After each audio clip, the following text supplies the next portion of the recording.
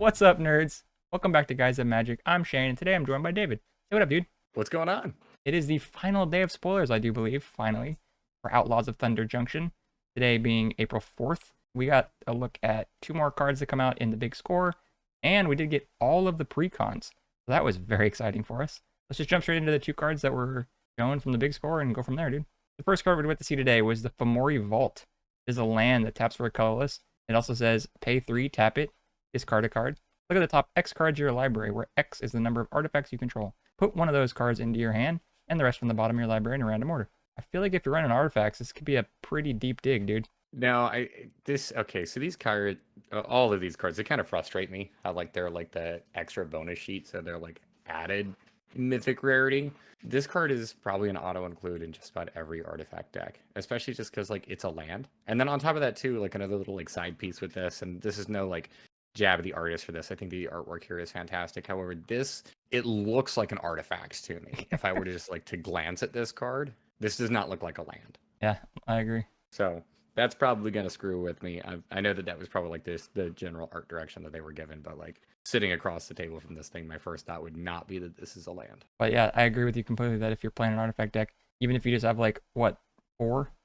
This is insane, dude. But I'm saying for an artifact deck, you're going to have tons of artifacts. Like, what are you going to look at the top 15 cards and grab the best one? Okay. I mean, I don't even know like if this really needs to be in an artifact deck. So we can talk about commander for this because this isn't one of the legendary creatures, so we don't do the like a commander breakdown for this. But like every commander deck runs mana rocks and just like general utility pieces at artifact. So like even if you're just like digging a couple, like that is so powerful. Yeah, I kind of agree. The Fomoria Vault, dude, seems pretty good. Let's go on to the next card. It is Territory Forge, 4 and a red for an artifact. When it enters the battlefield, if you cast it, exile target artifact or land. It also says that Territory Forge has all activated abilities of exiled cards. There's got to be some kind of like combo here, right? It's of the exiled card, so not of all exiled cards. Just to go ahead and specify that a little bit, because the second ability would definitely be nuts. But you can still, combo somehow, right? Like exile a card and then it gets the activated ability of it, and I don't know, it's got to be something. I think this is probably more so of like a removal piece, but it is really interesting to see an exile effect in red. True. Especially like with, I know that it's a little bit more wide ranged here and that it is both an artifact or a land. Trying to think if there is like any way for you to bust this. There's nothing that really comes to my mind right away. I think this is an interesting card. It's like a new design space. Yeah. It's kind of expensive though, right? So you're probably going to want to exile something that's pretty big then, right? To get that ability for a little cheaper. Yeah, and I think that that's part of why this is coming in at 5 too. Is like they're trying to explore around with Red's ability to exile, and then also being able to exile a land is kind of an interesting thing, especially because it doesn't even say like non-basic. Given that I don't think you're going to spend 5 mana to blow up your opponent's forest or anything, but this has the potential to do that. Yeah, very interesting. Well, those are just the two cards that were last spoiled for the big score, and then we get to jump right to the Precons, dude, because that's what we're kind of excited for. So the first Precon that we're going to be looking at is, well, the one you're going to be doing, David. And we got to see the backup commander. We got to see all the cards, actually. But the first one is Kirri, Talented Sprout. 1, a red, a green, and a white for a 0/3 plant druid. It says other plant and tree folk you control get +2/+0. It also says at the beginning of your post-combat main phase, return target plant, tree folk, or land card from your graveyard to your hand. David, you think this is pretty good, right? You actually liked this card. I think that this one is interesting. And I think that it's kind of... Okay, so here's my thoughts on this card, and people are not going to be happy with what I'm about to say. I don't want to play Naya plants. It's not really the direction that I want to go with this. I think that this card needed to have black in it in order to really like be effective with that. Also, turns out not really a whole lot of good plants in Magic in general. Tree folk are interesting, but tree folk are almost always like the super high toughness creatures that you want to play with like an Arcades deck. And this is kind of not doing that either. So like, I don't really want to be pumping the power of like my big defenders or creatures that I'm trying to swing in and deal damage with their toughness. What I like this card for is the ability to be able to kind of like grab those lands from your graveyard, put them back in your hand, and especially with the timing restriction on this, the post-combat main phase. So if you do happen to have a land that you can sacrifice, or maybe destroy, you can get those cards back. So I think Kirri is actually very good with land destruction. And I know that people are not probably going to be super stoked to hear me say that, just because like this card helps you ramp back into your board state very quickly. I mean, who's going to be mad at that, dude? Everyone loves land destruction. Like the most fun way to play Magic, I think, right? Oh yeah. I mean, not just that, but like the best land destruction cards, like you probably do want to be playing Naya. White has the best mass land destruction. Red's got a lot of really solid options, and then helping to get back into the game itself, you've got access to green here. So like there is a very real world in which I can view Kirri as a pretty solid land destruction deck, where you're blowing everybody else's, or you're blowing up all the resources for everybody, and like you're just able to capitalize on this a lot better than everybody else is. That, or if you want to just be, you know, like a nice player, you could play just good old plant tree folk travel and make this be a lord. You could, or you could repeatedly drop a strip mine every turn with this card's ability. Oh my goodness. Please don't do that in our precon. I'm gonna be so mad. So mad. All right, well, let's go on another card that was in your deck today, and that is the Dune Chanter. 2 and a green for a 2/3 plant druid. Got reach. It says lands you control and land cards you own that aren't on the battlefield are deserts in addition to their other types. It also says lands you control have tap, add 1 mana of any color, and it also has tap, mill 2 cards. You gain 1 life for each land card milled this way. Card has a lot of text on it, David. This card does have a lot of text on it, but to be completely honest, I think that this deck really desperately needed some cards like this.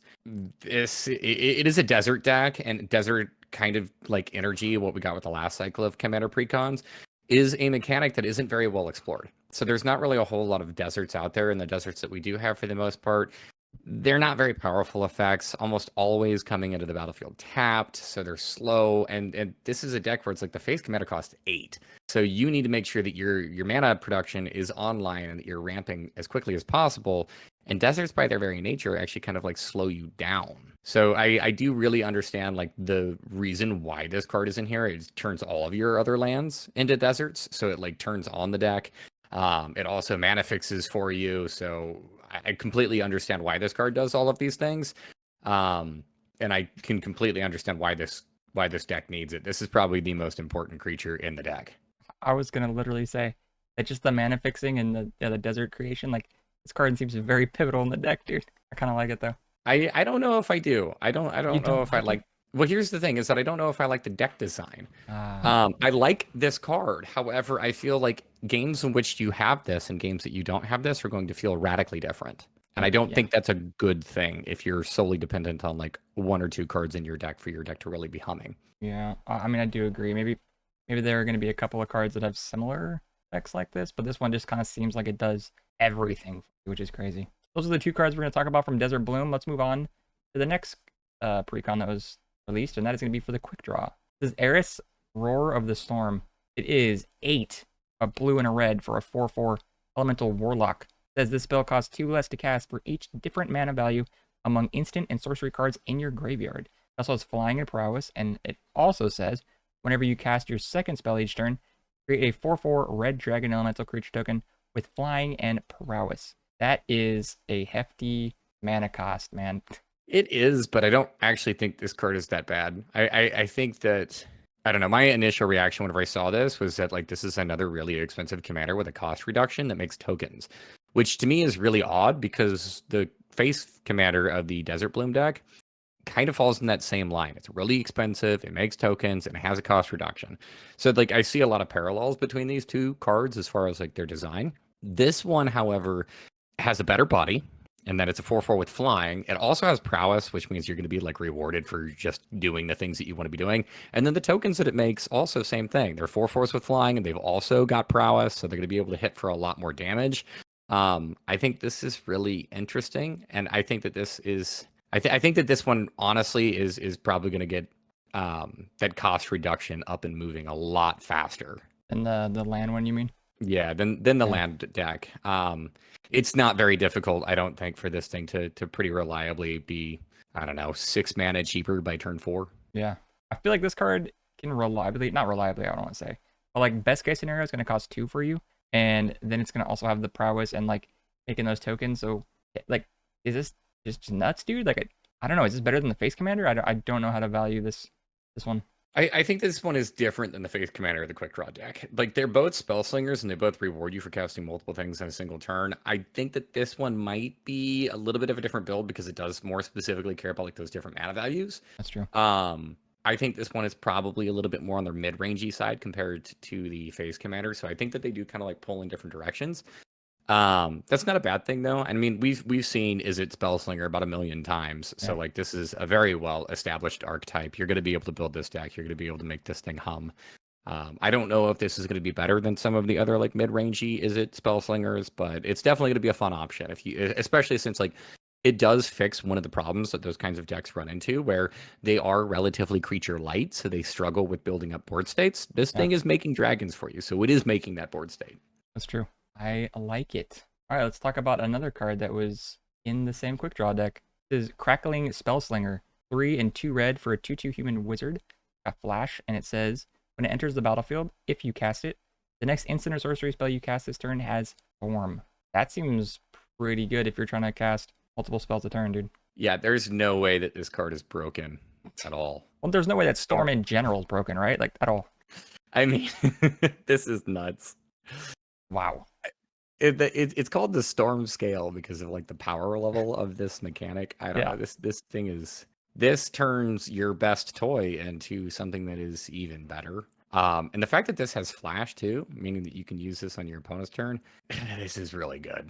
Yeah, you can definitely, even though this costs 5, I still feel like there are going to be easier ways, like, just not even from this Precon standpoint, but just in general, there's tons of ways to cast a bajillion spells. So yeah, this is nuts, dude. I was going to ask you if you think the 5 is going to be too restrictive, but like it needs to be that expensive because of how powerful it is. I completely agree with you on that. Giving anything Storm is just such a huge ability. I think coming in at 5 is probably the perfect spot for this, where it starts to become like a little bit risky if you want to play around with it, but at the same time, like the payoff potential here is just absolutely insane. So I can completely see a world in which like you ritual a couple of times and you happen to have enough mana, and you just go for it. Yeah, I'm very excited to see what Steven does with this deck. All right, moving on to the next Precon. This is going to be Hunter's Precon. Fran Larceny. This is the backup commander, and it is Felix Five-Boots. It is 2, a black, a green, a blue, for a 5/4 ooze rogue. It has menace and ward 2. It says if a creature you control dealing combat damage to a player causes a triggered ability of a permanent you control to trigger, that ability triggers an additional time. So it's not just like ETB triggers, it's strictly damage dealing triggers, I guess, right? Yeah, I love this a lot. So It's like whenever the creature deals combat damage, it does X. This is gonna double that X. That's pretty interesting. I think I've seen that before. Yeah, this is a totally different direction. This is a very unique design space. I love this card a lot. I also love how it's like not locking into a specific lane. So I think that there's probably like a million different ways that you can build this. I think this is like just generally, I don't know. I love this card. This is excellent card design. Yeah, I mean, not even in regards to the Precon as a whole. Like people can probably brew this on its own, like you said, and take it down a bunch of different ways. Like in this Precon, it's going to be good because you're going to be getting multiple like steal triggers, I guess, and exiling your opponent's stuff. But yeah, on its own, you can completely just jam all of those triggered things into one deck and be like, "What's up, dude? I got a ooze." It's crazy. Rogue with a cowboy hat. Yeah, this is a pretty cool card. I'm curious. I'm guessing Hunter's gonna pick a face commander just because of how like different it is in stealing cards and whatnot. But I'm curious what he thinks on this card. Because of how open-ended and kind of how vague this commander is, I do think that if there is a downfall with it, that would probably be it. Is that like there's not like any guide as to like how you want to start to really build this around just aside from just like creatures that happen to have like combat abilities, or like damage abilities, or like permanents that have damage abilities. But aside from that, I mean, like I do think that Gonti is much more straightforward as far as what you want to be doing. So I do think that gives Gonti the edge as far as just like straight out of the box playability. I agree. He had a plan of attack, whereas this guy is very much more ambiguous. Cool card though, like you said, really cool design. And then another card that was spoiled in the same Grand Larceny deck is Tower Winder. There's 1 and a green for a 1/1 snake. Got reach and death touch, and it says when it enters the battlefield, search your library and or graveyard for a card named Command Tower. Reveal it, put it into your hand. If you search your library this way, shuffle. I mean, this is kind of just like go get a really good land, right? It's a cute card. I don't actually know if I like this one. Why? Dude, Command Tower is good in EDH. I mean, it is. Don't get me wrong. It is very good, and this does mana fix you. It's not like really ramping you. It's just kind of like helping you out for your next turn. But this is still 2 mana to be able to get this in play. And I don't know. It does have reach and death touch, so it is going to be kind of like a pain in the butt. Yeah. I don't know if this feels super rare to me.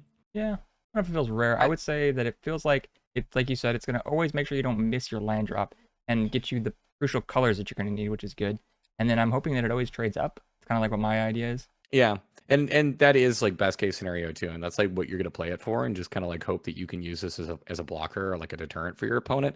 This could very well just turn into a 2 mana you went to go tutor for your command tower, which like is that good enough? Possibly. Maybe. I mean, yeah. we play cards like 3 visits and I don't know, all the other like 2 mana go find a basic land or go find a forest or something like that cards. That is true. I feel like this is definitely, unless you're strictly caring about forests, probably a better fetch. Not really fetch, but you know, like you just said, Tutor. yeah, tutor. There you go. I don't know. I definitely I think I like this card. I can see that if you're playing a green deck going forward, you might just always think about putting this in your green deck. Maybe. Well, I don't actually know. I don't know if I would play this in mono green. Well, you don't need a command tower mono green. I understand. Always got to be throwing something at me. I get it. I get it. I do. This is the last precon that we're talking about today. This is the one that I'm going to be upgrading. This is Vihaan Goldwaker. It is a red, a white, and a black for a 3/3 dwarf warlock. It says other outlaws you control have vigilance and haste. It also says at the beginning of your combat, on your turn, you may have treasures you control become 3/3 construct, assassin, artifact creatures in addition to their other types until end of turn. Wow. I was already thinking that this precon was going to be one of the better ones, but this guy's kind of nuts, dude. It's kind of nuts. Yeah, Mardu Treasures is already like, there's a lot that you can do here. And this is essentially going to be a win condition stapled to your commander. If you choose. Given that you do, like, you do have to have enough of the treasures for you to be able to like push in and actually deal that damage. And the downside here being is that turning them into creatures does make them a little bit more susceptible. Yeah. Your opponent can block and kill your treasure. I don't know. This is really interesting. I also really like how they become assassins, because there are a couple of cards that actually do really care about assassins specifically being able to deal damage. But I mean, there's a lot that this card has going for it. I do think that this card may have kind of like 2 downsides to it, though. Oh, I think there's a couple downsides, yeah. All right, well, you tell me then. What do you think are some of the downsides of this card? My personal opinion on the downside of this card is that you don't have a choice to choose some treasures. You're turning all of them. And that's kind of going to be you're going to probably swing in with all of them, obviously. But you can't just be like, I'm going to turn these 3 into attackers, leave these ones behind and chill. So you're kind of, it's all or nothing for you on this card. And that's kind of, to me, the downside. That's yikes. I don't know, is there another one? Yeah. I do think so. So this is like a treasure payoff, but it's not a treasure producer. So without the deck humming and making the treasures on its own, which given that like there's plenty of different ways that you can make treasures, is really not that difficult. But without the treasures already in play, it means that this card is actually not really doing a whole lot for you. It still does. I mean, it gives vigilance and haste to your other what are they, outlaws. So like there are benefits there too. I don't know. I think that this is an interesting card. I am curious to see how much hate this thing is going to draw, and I'm also curious to see how impactful that second ability is. Because like you still want to be able to use your treasures as just like typical treasures and be able to sacrifice them to ramp into things and cast spells. And if you're doing that, they're not going to be around to be 3/3s. Yeah, that's true. I completely agree with the fact that if you're going to be playing with this recon, I guess this guy as the face commander kind of seems a little scary, because the real face commander does help you get a ton of treasure, which is huge, I think, for the deck.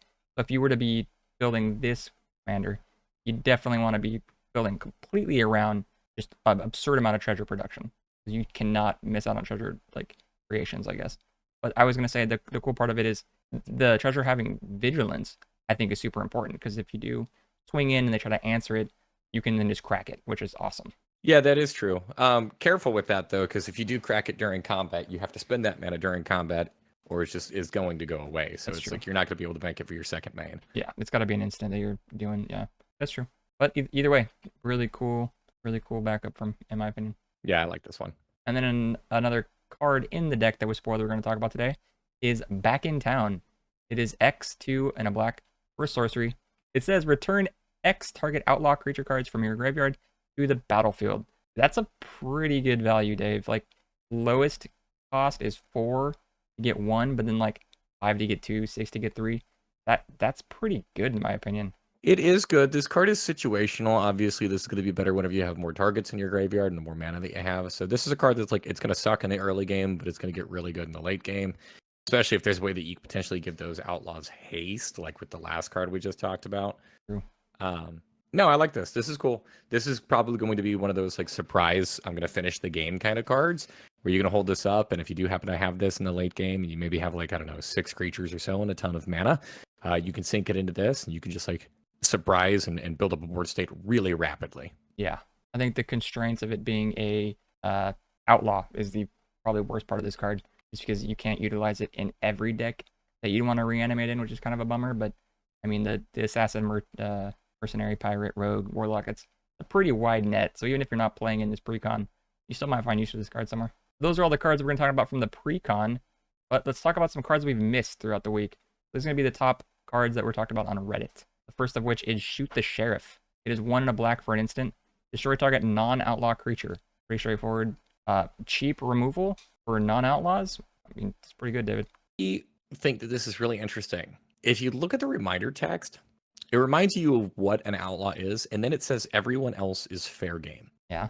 It's just like a hint of like, I don't know, I like that. It's like an in-game reminder of like what the mechanic itself does, with a little bit of like flavor that is reminiscent of the plane itself, of like, yeah, everyone else is fair game. Like everybody else, like you can go ahead and you can shoot the sheriff. Yeah.